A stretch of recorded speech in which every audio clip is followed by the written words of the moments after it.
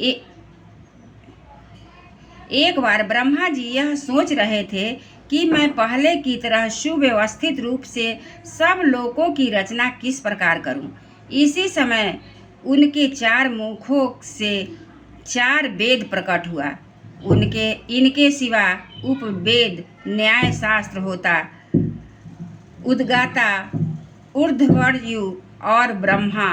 इन 4 ऋषित्वजों के कर्म, यज्ञों का विस्तार, धर्म के 4 चरण और चारों आश्रम तथा उनकी वृत्तियां, ये सब भी ब्रह्मा जी के मुखों से ही उत्पन्न हुए।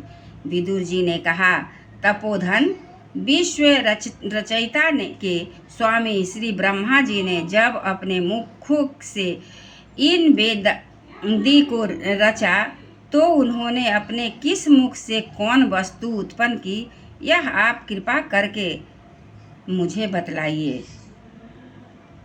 श्री मैत्रेय जी ने कहा, विदुर जी, ब्रह्मा ने अपने पूर्व, दक्षिण, पश्चिम और उत्तर के मुख से क्रमशः ऋग, यजुर, साम और अथर्व वेद की रचना की तथा इसी क्रम से शस्त्र, होता का कर्म, इज्जा, ऊर्ध्वयुर का कर्म, स्तुति, स्तोल, उद्गाता का कर्म और प्रायश्चित, ब्रह्मा का कर्म, इन चारों की रचना की। इसी प्रकार आयुर्वेद, चिकित्सा शास्त्र, धनुर्वेद, शस्त्र विद्या, गंधर्व वेद, संगीत शास्त्र और स्थापत्य वेद, शिल्प विद्या, इन 4 उपवेदों को भी क्रमशः उन पूर्वादि मुखों से ही उत्पन्न किया। फिर सर्वदर्शी भगवान ब्रह्मा ने अपने चारों मुखों से इतिहास, पुराण रूप 5वां वेद बनाया। इसी प्रकार क्रम से षोडशी और उक्त चयन और अग्निष्टोम, आपतोयाम और अतिरात्र तथा वाजपेय और गोसव, ये 2 याग भी उनके पूर्वादि मुखों से ही उत्पन्न हुए। विद्या, दान, तप, सत्य, ये धर्म के 4 पाद और वृत्तियां के सहित 4 आश्रम भी इसी क्रम से प्रकट हुए। सवित्र, प्रजापत्य, ब्रह्म और बृहत, ये 4 वृत्तियां ब्रह्मचारी की है तथा वार्ता, संजय, शालीन और शिलोच्छ, ये 4 वृत्तियां गृहस्थ की है। इसी प्रकार वृत्ति भेद से बैखानस, बालखिल, औदुंबर और फेनप, ये 4 भेद प्राण प्रस्थों के तथा कुटीचक, बहुदक, हंस और निष्क्रिय परमहंस, ये 4 भेद सन्यासियों के हैं। इसी क्रम से आन्वीक्षिकी, त्रयी, वार्ता और दंड नीति, ये 4 विद्याएं तथा 4 व्याहृतियां भी ब्रह्मा जी ने 4 मुखों से ही उत्पन्न हुए तथा उनके हृदयाकाश से ओमकार प्रकट हुआ। उनके रोमों से उष्ण की, त्वचा से गायत्री, मांस से त्रिष्टुप, स्नायु से अनुष्टुप, अस्थियों से जगती, मज्जा से पंक्ति और प्राणों से बृहति छंद उत्पन्न हुआ।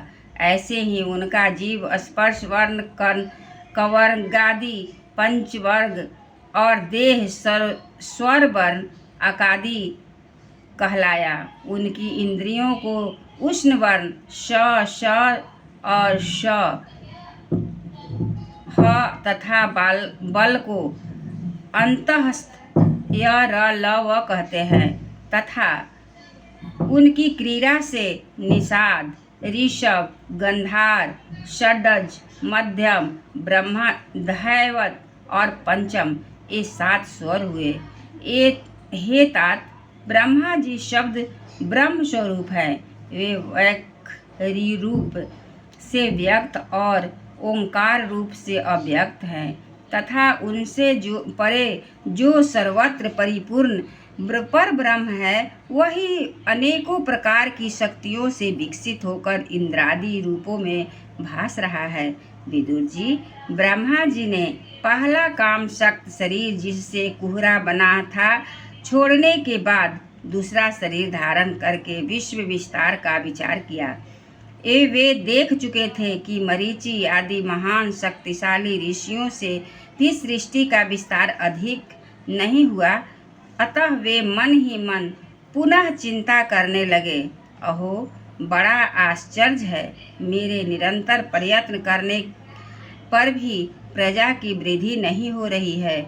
मालूम होता है इसमें दैव ही कुछ विघ्न डाल रहा है। जिस समय यथोचित क्रिया करने वाले श्री ब्रह्मा जी इस प्रकार देव के विषय में विचार कर रहे थे, उसी समय अकस्मात उनके शरीर के दो भाग हो गए। क ब्रह्मा जी का नाम है, उन्हीं से विभक्त उनके होने के कारण शरीर को काय कहते हैं। उन दोनों विभागों से एक स्त्री पुरुष का जोड़ा प्रकट हुआ। उनमें जो पुरुष था वह सार्वभौम सम्राट स्वयंभुव मनु हुए और जो स्त्री थी वह उनकी महारानी शत्रुपा हुए। तब से मिथुन धर्म स्त्री पुरुष संभोग से प्रजा की वृद्धि होने लगी। महाराज स्वयंभुव मनु ने शत्रुपा से 5 संतान उत्पन्न की। साधु शिरोमणि विदुर जी, उनमें प्रियव्रत और उत्तानपाद 2 पुत्र थे तथा आकृति, देवहूति और प्रस्तुति 3 कन्याएं थी। मनु जी ने आकृति का विवाह रुचि प्रजापति से किया। मझली कन्या देवहूति करदर्म जी को दी और प्रस्तुति दक्ष प्रजापति को इन तीनों कन्याओं की संतति से सारा संसार भर गया। एक बार बोलिए श्री कृष्ण भगवान की जय। श्रवण नारायण नारायण नारायण, प्रभु नारायण नारायण नारायण, श्रीमन नारायण नारायण नारायण, भगवन नारायण नारायण नारायण, श्रीमन नारायण नारायण नारायण, श्रीमन नारायण नारायण नारायण, भगवन नारायण नारायण नारायण, भगवन नारायण नारायण नारायण।